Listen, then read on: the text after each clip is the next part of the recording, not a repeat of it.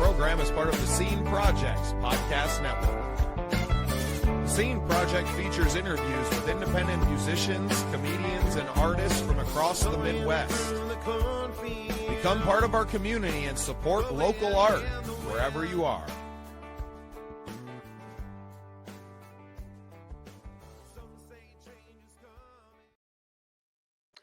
Well, welcome into another exciting episode of The Scene. I'm your host, Bubba Startz, and with me today is videographer and drone pilot, Paul Slaathaug. Welcome to the show, Paul. Oh, thanks for having me.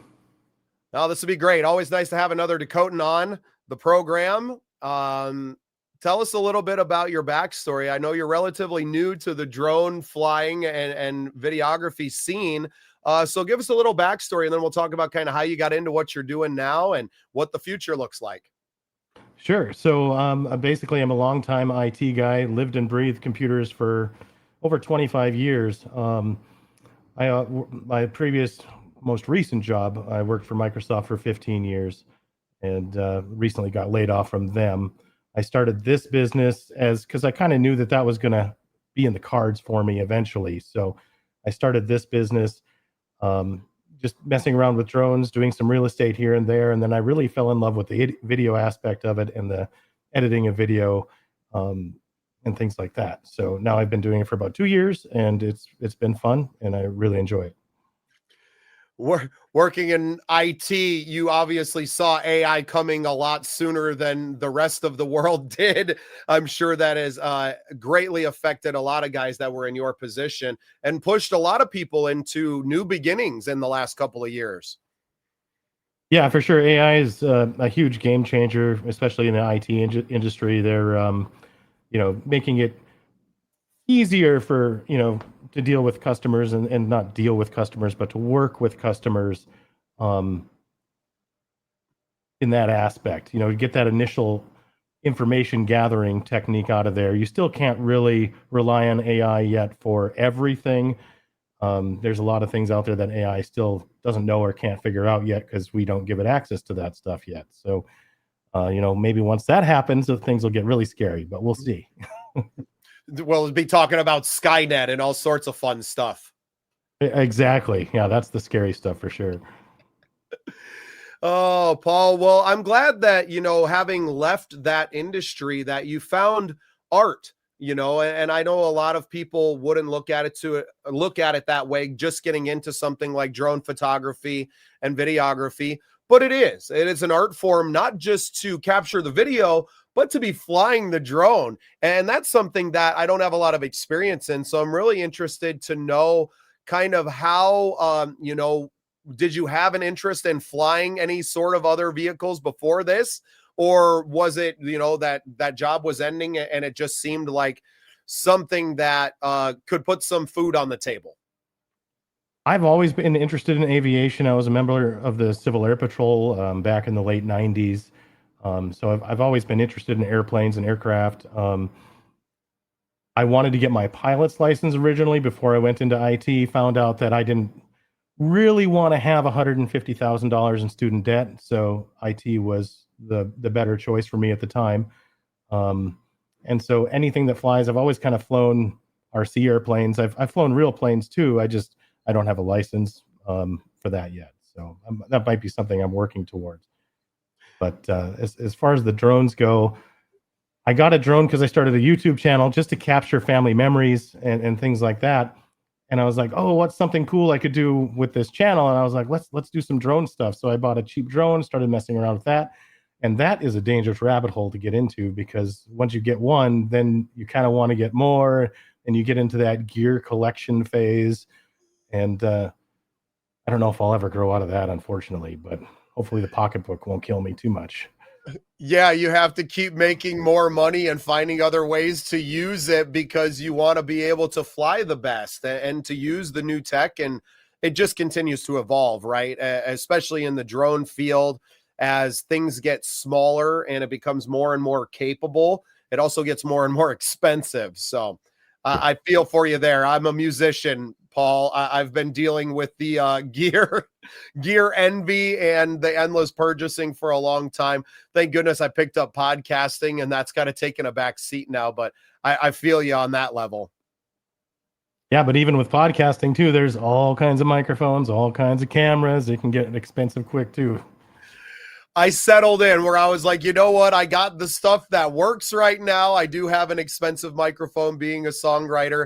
I needed something there, but my journey started because I already had all the equipment that was kind of sitting here collecting dust when I wasn't recording music. And I wasn't someone who's prolific like some of these people who are recording, dozens of songs every year. I've only done dozens of songs in my life. So it was collecting dust, and I'm glad that we can put it to good use now. So you mentioned off camera a little bit that a lot of what you're doing for work now is mainly around using the drones and real estate photography and doing some of that kind of stuff. Can you elaborate on that a little bit for us?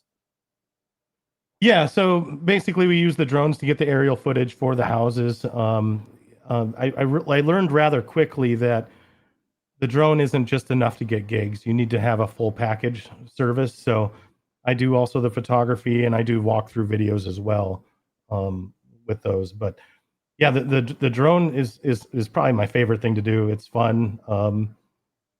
It's kind of taboo in some areas too. You'll get the people that walk up and say, "What are you doing?" and things like that, or some people call them Karens or whatever. But they're more worried about their privacy than other people's privacy. So. Yeah, not thinking that, the US government and plenty of other agencies are watching you through your camera every second of every day. Oh, you mean one of these? Yeah. Right? People worried about privacy. Get out of here. Yeah. Good luck. So, Paul, what else do you use the drone for? Are you doing any kind of like the videography? Are you working with any kind of artists? I know you're a little bit around the music business. You have some friends in radio and amateur podcasting, if you will. Are you using these talents that you've got to kind of seek work in other arenas? Yeah, so in June I was picked up by BZW Wrestling, and I'm doing their video production currently. So I do their editing and video production, and that's been really fun. I'm trying to incorporate more drone into that. It's tough because some of the venues are, of course, covered roof. The open air ones are fun because then I can fly the drone a little bit and get some shots that way. But it's been fun. It's been a challenge, and I look forward to continuing to do that and more events like that. I found that working those live events is fun. It's a challenge, but it's really fun. Well, speaking of those events, I had the opportunity to catch up with BZW Wrestling while they were out in Sturgis for the Sturgis Motorcycle Rally at the Iron Horse Saloon. They put on a killer event. Big shout out to Nick Stokey for that one, friend of the show. Man, it was a great time out there. Now, you had your drones out there, correct? Yep, I did. I wasn't able to fly mine there just because of you're not supposed to fly over people, and that was such a crowded area. I didn't want to risk it. And then there were a lot of police around, and I'd seen a couple other people flying their drones, and having the police have a nice conversation with them. So I was like, I've got too much other stuff going on just trying to film the show myself. So I ended up not being able to fly the drone there, which was unfortunate. But still plenty of footage, I'm sure, from the event. I know we got plenty there with our camera. A great time there. Can you talk a little bit about that? Because I haven't had the chance to talk to Nick yet post-show. Can you talk about the experience from an outsider? I grew up in Deadwood. I'm very aware of what the rally is. I've been in the thick of it for many years as a musician, this year as a content creator out at the Sturgis Buffalo Chip. Shout out to them for having us out there. But can you talk about it, kind of traveling down with the crew from North Dakota and really being the center and the star of the show, at least for a few hours? Yeah, I mean, it was overall an amazing experience. Getting down there, travel was great. There was hardly any hiccups there at all, so that was perfect. I had never been to Sturgis before during the rally. I'd been there several times before, just on vacation with family or whatever, but not during the rally. And that was a pretty eye-opening experience. I'm pulling into Sturgis, and I'm stuck between 50 bikes in the back, another maybe 100 bikes in the front. I'm in this long, convoy of motorcycles. And we get up to this stop sign and the cops are up there. They got people pulled over. It took us like half an hour to get a quarter mile. Like, it was insane how busy it was, and the traffic and just the noise. You can feel it in the air, just the rumble of all the Harleys and motorcycles. It's pretty crazy. And we're about a month removed from it now, and I miss it. I love that time of year. As someone who grew up there, it's an opportunity, not just economically for everyone in the area, but you get to see your friends that you haven't seen all year that you know are going to be coming up for Sturgis. And I really feel a lot more attached to it now, not living in the area, right? When you live there, it has a much different thing. It kind of takes over your life and clogs everything up. A trip that took you 10 minutes before is now taking you over an hour. And so there's a lot of things that, coming from the outside now, traveling with everyone else, right? Traveling 5 hours to get to the show has just been very eye-opening to what it is to be at the rally. It's about family and it's about community. And I was just so thrilled to get a chance to know Nick through, my connections to Matt Creed, who has the Allied International Wrestling Federations. That kind of overarches so many different independent promotions, but to now be a part of that community a little bit and to feel like I can contribute to what they're doing as well.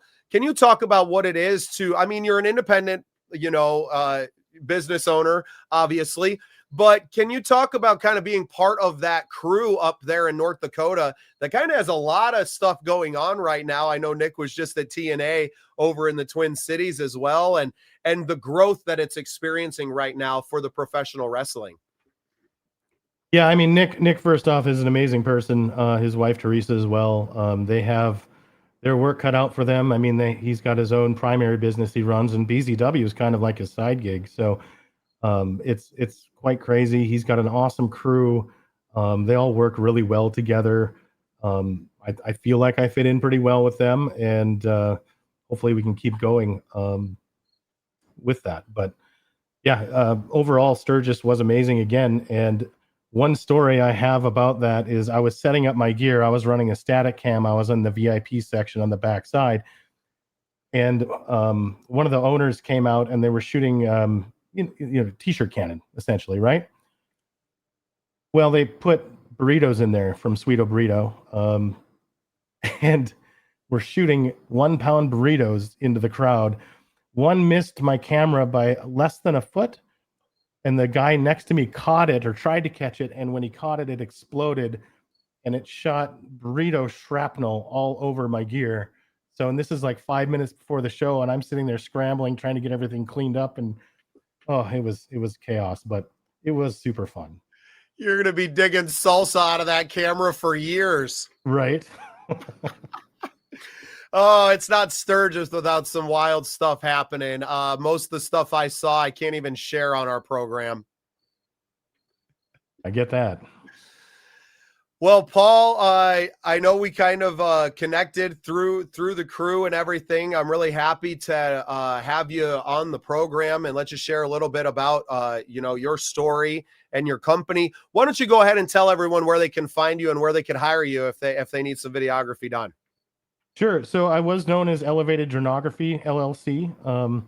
I still have that website up currently. I'm going through a rebrand right now. I'm renaming the company to eagleeyemedia.llc, and I've got logos and stuff with that. I'm just working on getting the website finalized, and that one is eagleeyemediallc.com, and you can find my information there. Although it will be changing here as I get the site updated and ready to be, fully published. But yeah, that's where you can find my information and reach out to me. Fantastic, Paul. Well, thank you so much for the work you're doing inside of our community and with other friends of the show. And thank you for being part of the scene. Yeah, no problem at all. Thanks for having me.